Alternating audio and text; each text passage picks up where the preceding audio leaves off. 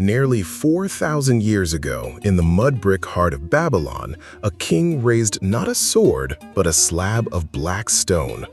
Onto its polished face, he ordered carved 282 laws, rules for farmers and merchants, husbands and slaves, the powerful and the poor. He called it justice. History would come to call it something larger. One of the first serious attempts to hold an empire together with ink and stone instead of only spears. When Hammurabi took the throne of Babylon around 1792 BC, he inherited almost nothing, a modest cluster of cities along the Euphrates, hemmed in on every side by kings with larger armies and older names. To the south, Rim-Sin of Larsa. To the east, the shifting power of Elam. To the northwest, upriver, Zimri-Lim ruled the wealthy trading city of Mari, a man Hammurabi addressed in letters as brother.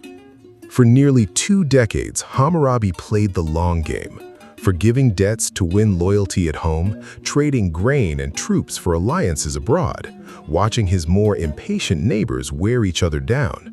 When Elam finally moved against the smaller kingdoms of the plain, Hammurabi and Zimri-Lim fought side by side to break them, brothers in arms, for a while. Then, with Elam broken and no longer a threat to check him, Hammurabi turned on his own ally. Around 1760 BC, Babylonian troops marched on Mari without warning. The city that had lent Hammurabi soldiers, grain, and years of friendship fell within a single campaign season. Zimri-Lim vanished from the historical record so completely that no surviving text says whether he was killed, exiled, or simply erased. Hammurabi did not stop at conquest. He leveled the city, burying its palace and its archives under rubble so complete that they lay undisturbed for the next 3,500 years, until archaeologists finally dug them free. It was a warning to every king still watching. Alliances with Babylon lasted exactly as long as Babylon needed them to. Within a few more years, he folded in Eshnunna and the territory of Assyria as well. By 1755 BC, the small city-state he had inherited controlled nearly the whole of Mesopotamia.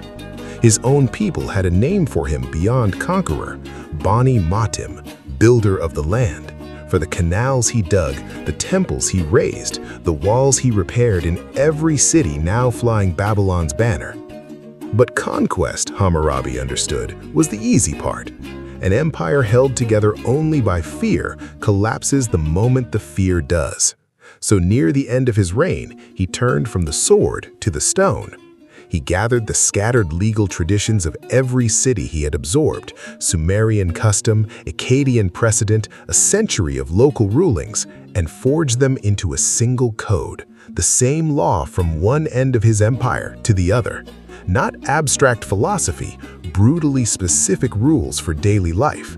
If a builder built a house that collapsed and killed the owner, the builder was put to death. If a man was accused of a crime with no proof either way, he was thrown into the river. Sink, and he was guilty. Survive, and his accuser paid the price instead. There were fixed wages for laborers, fixed fees for physicians, protections written for wives, widows, and the falsely accused. The punishments were harsh, and they were not equal. A noble and a commoner did not always pay the same price for the same offense. But for the first time in Mesopotamian history, the price was fixed, public, and identical for anyone standing in the same position. No governor's mood would decide your fate anymore. The stone would. And at the very top of that stone, Hammurabi had himself carved standing before Shamash, the god of sun and of justice, receiving the rod and ring of authority directly from the god's hand, so that no king who came after him could claim the law had only ever been a man's idea, and so none could simply erase it. Hammurabi died around 1750 BC, and the empire he had built by both loyalty and betrayal did not long survive him. Within a generation, his son faced revolt after revolt, and the unified Mesopotamia Hammurabi had assembled began quietly coming apart. But the stone he'd raised outlived every king who tried to hold what he'd built. Centuries later, an Elamite king carried it off as war plunder, hauling it hundreds of miles east to the city of Susa, where it stood, chipped, half erased by the very man who'd stolen it for nearly 3,000 years, buried and forgotten under desert sand.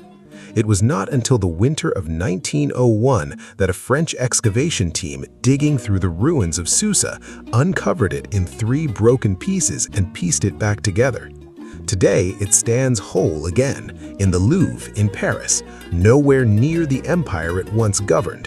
The oldest, largely intact law code ever recovered, its cuneiform still legible after almost 4,000 years. Scholars have spent more than a century tracing its fingerprints through the laws that came after it, all the way to the eye for an eye of the Hebrew Bible and the legal codes still written today. Every system of law that has ever claimed to treat the powerful and the powerless the same way owes something, whether it knows it or not, to a king who once decided that a story carved in stone could outlast an empire built on fear. If a single stone could hold an empire for 4,000 years, this story is worth following to wherever it goes next. Subscribe to walk through the next turning point with me. Next time, the story turns from one man's law to something far bigger.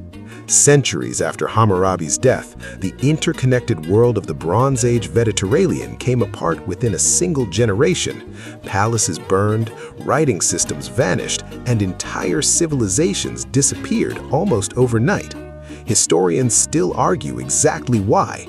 That's the Bronze Age collapse, next on Apologetic Greats.